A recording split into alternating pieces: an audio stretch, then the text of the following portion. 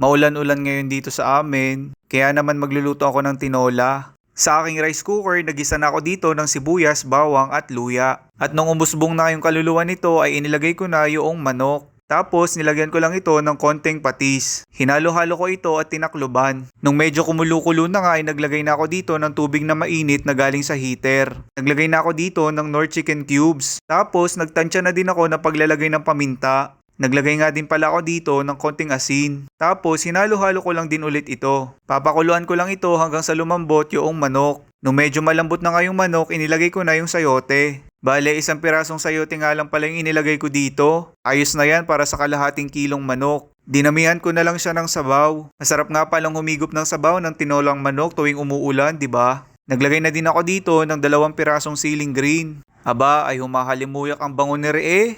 Tamang-tama nga itong niluto kong ito at talaga namang naulan ngayon. Aba, kung naulan sa inyo ay magluto na kayo ng ganire. Ayan, luto na. Tara, kain tayo.